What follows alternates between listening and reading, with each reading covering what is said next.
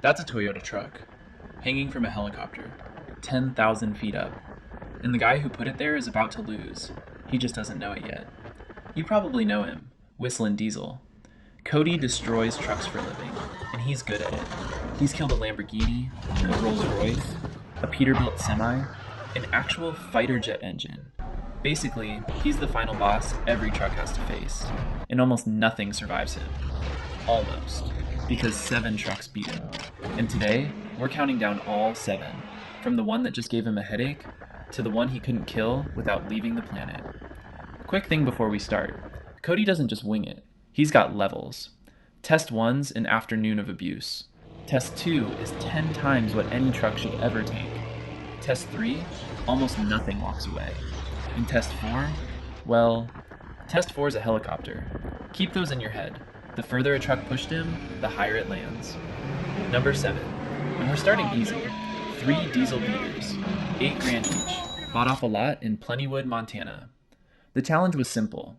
Drive all 3 24 hours back to Nashville, then destroy them. He got one. The Power Stroke didn't even make 30 miles. Blew a freeze plug, lost its transmission, caught fire, 1 down. But the other 2, they finished the drive. Then they took the whole beating, including a jump that landed flat on a piece of farm equipment, and kept right on running. $8,000 trucks, and Test 1 couldn't put them away. That's the warm-up.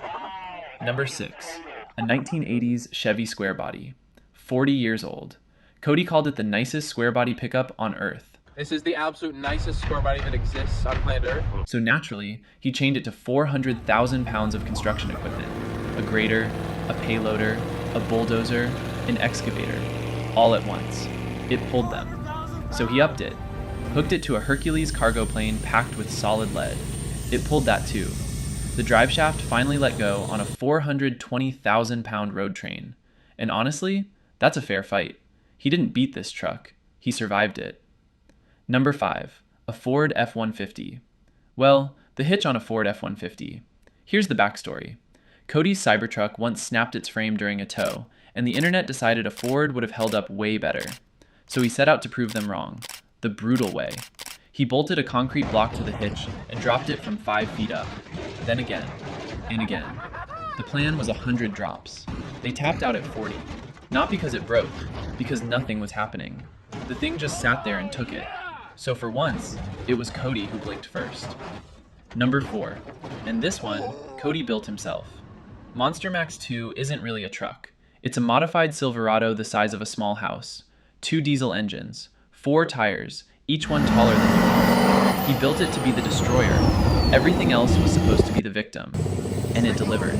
It towed a fighter jet, won a tug-of-war against 7 full-size trucks at once.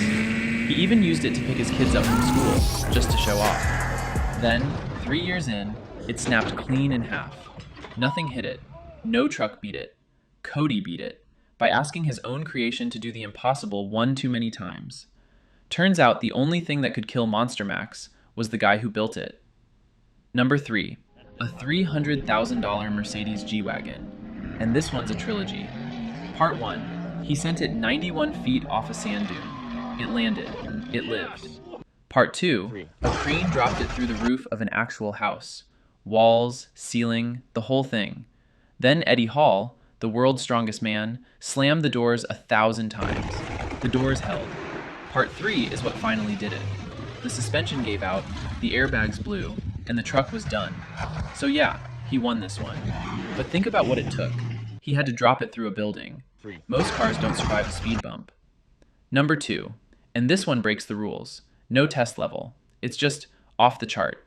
Cody took a bulldozer and welded armor plating across the whole cab, reinforced the tracks, painted it black. He didn't build this thing to be tested. He built it to be untestable.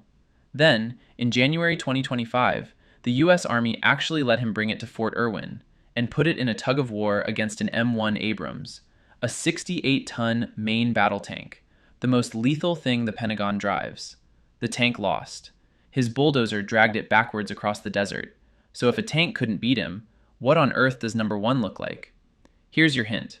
The only thing that ever finally worked on it was a helicopter. Number 1, the final boss. And the only truck on this whole list that pushed Cody all the way to test 4. the Toyota Hilux. You've heard of this truck, even if you don't realize it. It's the one the Taliban can't kill, the one cartels run on, the one Top Gear spent 3 whole episodes trying to destroy and gave up on. So when Cody bought one in 2021, nobody asked if it'd survive. The only question was how far he'd have to go. So he started with the doors, slammed them 1,000 times. Some trim cracked, doors still worked. Then he hooked it to a 30,000-pound trailer, 10 times what it's rated for. It pulled it. Then he drove it straight into a tree. The frame bent, the engine fired right back up. And then, test 4. The level nothing else on this list ever reached. He dropped it from 500 feet. It was wrecked. So he scooped up the wreckage and dropped it again, this time from 10,000. That's what it took. A helicopter and 2 miles of open sky. The Hilux didn't just survive Whistlin Diesel, it made him work for it. Destroying trucks is only half of what Cody does. The other half is building the most insane trucks you've ever seen. Click on the pinned video.